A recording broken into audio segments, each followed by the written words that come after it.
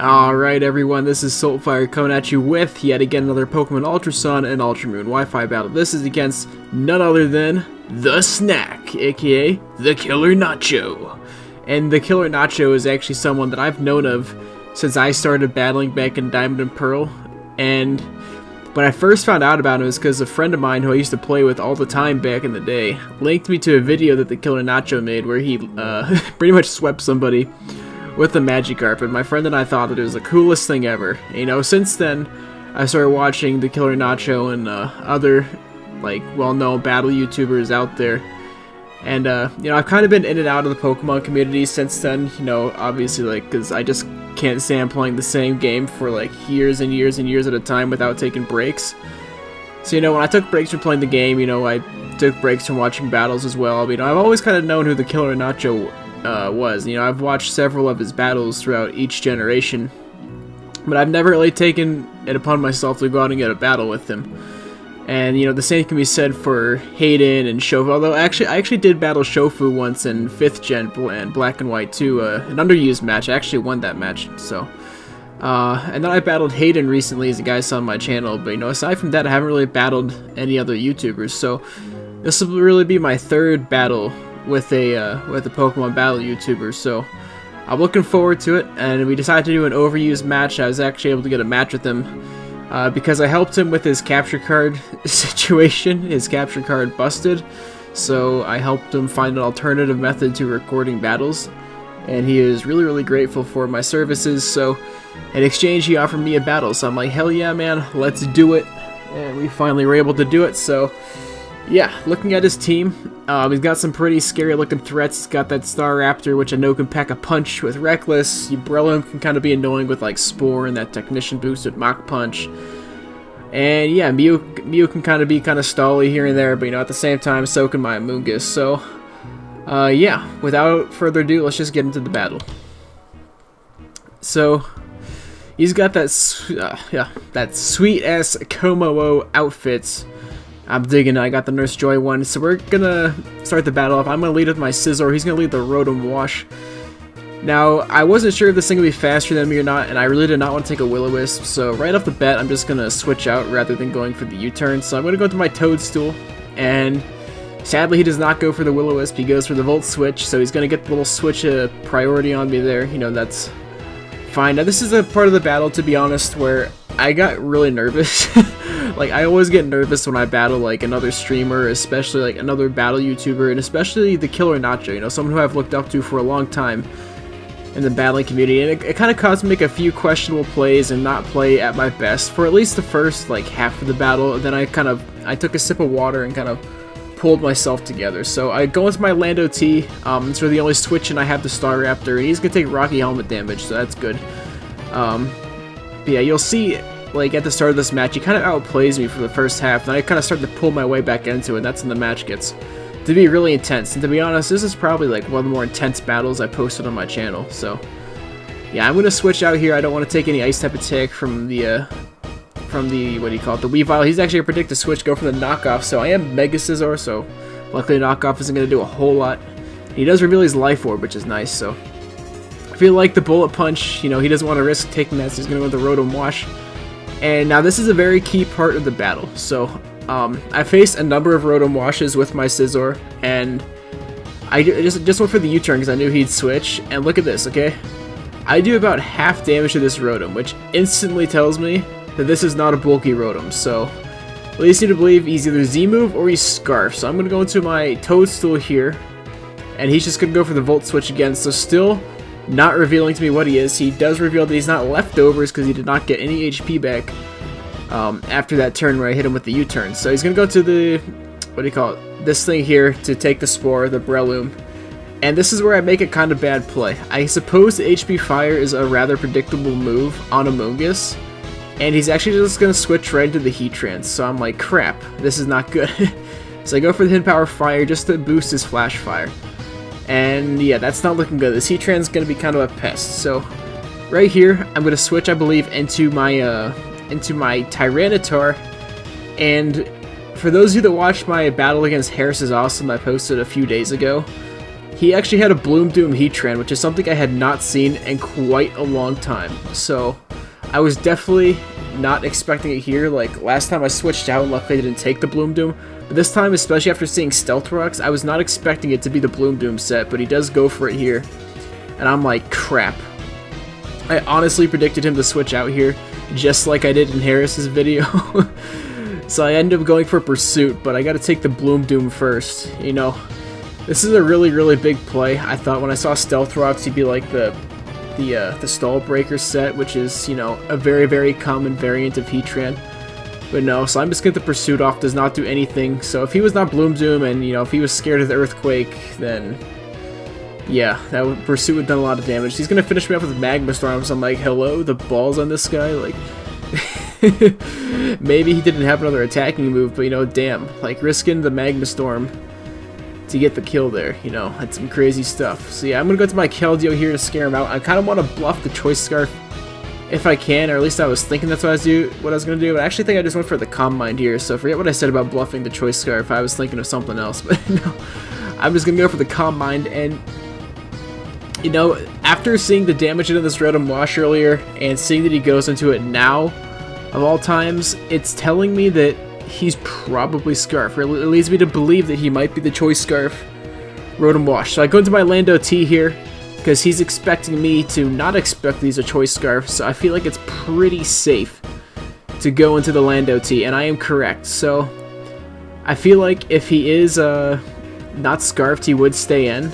But no, he's going to switch out, so that confirms me he's probably Scarfed. I'm going to use this as an opportunity to get up my Stealth Rock. So, looking at this Mew, I do think that the Will-O-Wisp is a pretty big possibility, but at the same time, Rocks can hurt his team pretty badly, the Weavile and Staraptor, so I was pretty confident he'd just go for the Defog there. So, luckily my prediction here was correct, and I am just going to be able to get a U-turn and get out of here and go to something else. So, that's going to work out really well for me. I kind of want Stealth Rocks up because I feel like I can't really win if I don't have my Stealth Rocks. But at the same time, now that Rocks on my side of the field are gone, I'm going to use this as an opportunity to go into my Blacephalon. Now, here is another part, you know, before the halfway mark in the battle where I make another bad play. He's going to go into the Heatran. I was actually debating on whether or not to go for Shadow Ball or Fire Blast, but... man, like, I thought that he was going to go Staraptor maybe if he was going to switch, because that could take the Shadow Ball, obviously, as it is immune to the Ghost, but no, he actually goes for the Heatran, which is a really smart play. So I'm like, crap, you know, he's going to get Rocks back up, you know, it is what it is. I just go to my Keldeo, and this time I'm not fucking around, I'm not going to go for that, I'm just going to go straight for the Secret Sword here. He's going to go to the Breloom this time, as opposed to expecting the Hydro Pump, which is a fair prediction, but at the same time, like, Breloom's not going to take... I don't think it takes a Hydro Pump and then a Secret Sword too well, so I don't know if that was the best play or not, in my opinion, but either way, we're just going to get a nice 2-hit KO on the Breloom. He's going to hit with Mach Punch, not going to do very much damage.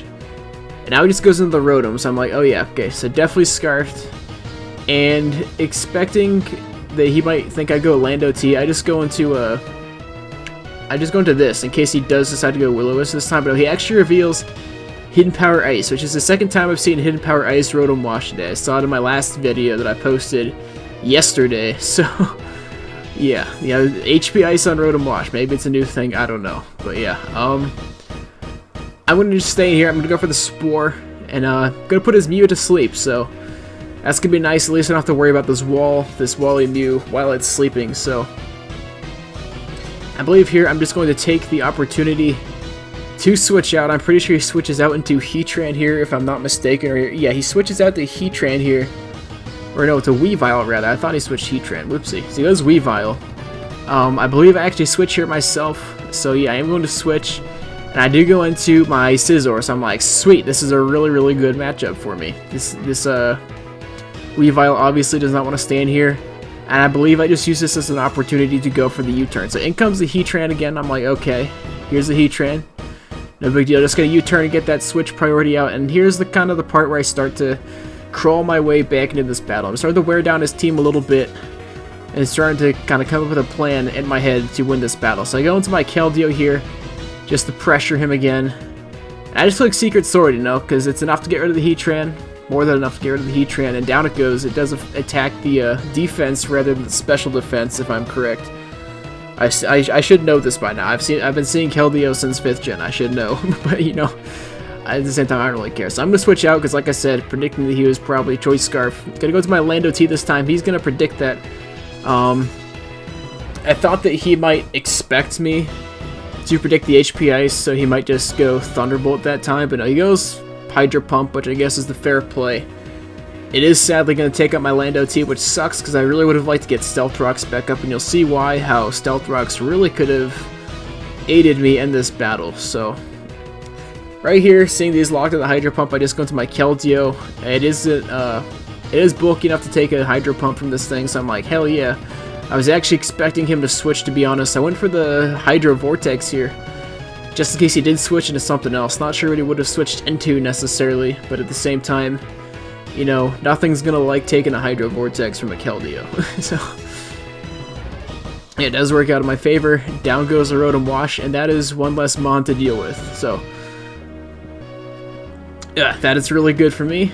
And then, right here he goes into Staraptor. To be honest, I was really thinking that this thing was maybe Scarf, but no, he goes for Quick Attack, which tells me he's probably Choice Band. So I'm like, okay, that's definitely interesting. I'm going to go into my Scizor here, and I feel like this is a perfect opportunity to get Roost, because if he is Choice Band, like I'm correct, I can easily get a, or not easily, but safely get a Roost off. So I do go for my Roost, but to be honest, to see why later, I kind of wish I just went for a Bullet Punch there to get some damage off on the Staraptor. So I do get Circumcisor back to pretty high health, and I'm actually making a pretty dumb play here. I go for the Bullet Punch. There's really no reason for him to stay in if he was banded and locked into Quick Attack, so I really should have U-turned there. This is definitely a misplay on my part. So yeah, you know, I have made quite a number of misplays in this match that I feel like I definitely wouldn't have made if I wasn't like so nervous and everything.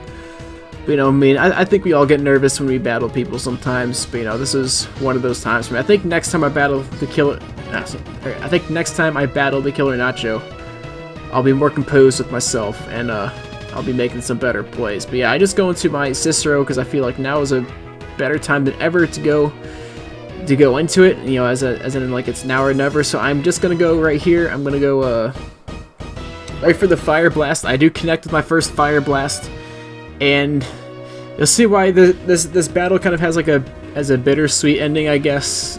But you'll see what I mean by that. So he goes into the Weavile here. So I'm like, okay. If I can connect this Fire Blast, I think I can pretty much win. So I go for my Fire Blast, it misses. So I'm like, crap. That's not good. If I connected with my Fire Blast, you know, then I connected Fire Blast on the Staraptor, I won the battle right there. Or if I had Flamethrower instead, I would have won the battle too. So we'll see. I go into my Scizor here. No, pretty much the freest of Bullet Punches at this point. I would have been really surprised if he switched for any reason, but yeah. Gonna get my Bullet Punch off, gonna be an easy KO on the Weavile, so I'm like, crap. So he's got this banded Staraptor. I'm pretty sure it's banded. No way am I losing a banded Brave Bird, even with a defensive Scizor like this one. So I'm like, okay. I have an idea. I'm gonna go into my Toadstool as it's at almost full health. And he's obviously gonna go for the Brave Bird, and he's going to take a lot of recoil damage from the from taking out this Toadstool, or the Amoonguss rather, with the Brave Bird. So he gets the crit, obviously did not matter, and it does a lot of damage. I'm like, okay, and this is the part where it's kind of like a bittersweet ending. I mean, I don't get salty when I lose. I've said this before. In the end, I was on the edge of my seat the entire time with this battle. The Staraptor lives with like 3 HP. I'm like, crap. So sadly, I am gonna go down. I don't know if this counts as like a 1-0 victory or a 0-0 victory, because like technically all the Pokemon died in this battle. But you know, at the same time, I was happy that I finally got to battle the TheKillerNacho, and I put up a great battle against him, in my opinion. So I think it was a very, very entertaining battle. So, like I've said before, I'd much rather lose 1-0 in a battle where I am on the edge of my seat the entire time than beat somebody like 4-0 or 5-0. Like, this is definitely my preferred outcome in a battle, so I'm very glad that it did in fact go down like this. But anyway, as far as what I think I could have done better, this team, for that matter, is actually a team made by Kid of Death and Harris is Awesome's Discord. So I did not actually make this team. I was actually hoping to use a different team against the TheKillerNacho with Alolan Raichu on it, but I did not have that team assembled in my battle boxes at the time, so I was like, okay, I'll just roll with this team. And, I mean, I guess it paid off, sort of. But yeah, what I think I could have done better, at least changes I would have made to this team, I would have put Flamethrower over Fire Blast on Blacephalon, because Fire Blast is more for hitting stuff in the mid-game part of a battle, so like, when you're trying to punch holes in different mons in the team. For example, if I wanted to punch a hole into, like, Mew or, you know, I guess nothing on his team really takes a Fire Blast that well, except for a Heatran, but, or Rotom Wash for that matter, but, you know, it's more for poking holes in teams so something else can sweep later on, but at the same time, I never really use Blacephalon for that role. I always tend to use it as a late-game sweeper, so for that, I think Flamethrower would be the best move, because for late-game sweeping, you know, when their mons are like down to half HP or less, or like in that range, and then you're Scarfed, you get that first beast boost off, and if they have like no resistances to Flamethrower or Shadow Ball for that matter, you know, you're just going to run through their teams. The same thing is for Scarf Kartana. The exact same strategy, only difference is that's physical. And that's one of my favorite strategies in the game, is to use Scarf Kartana as a late game sweeper. So like, yeah, I'm thinking I might make the change to that, and the Amoonguss is definitely interesting, but at the same time, I think I'm going to put this team to rest for a bit. You guys have seen it in a couple of videos, and to be honest, I think it's just time for me to move on to different teams, because like I said, all the teams that I have, you guys have already seen, so yeah. KillerNacho's info will be provided in the link below. Go check him out, awesome dude, and yeah, I'll see you guys in the next video. Thanks for watching.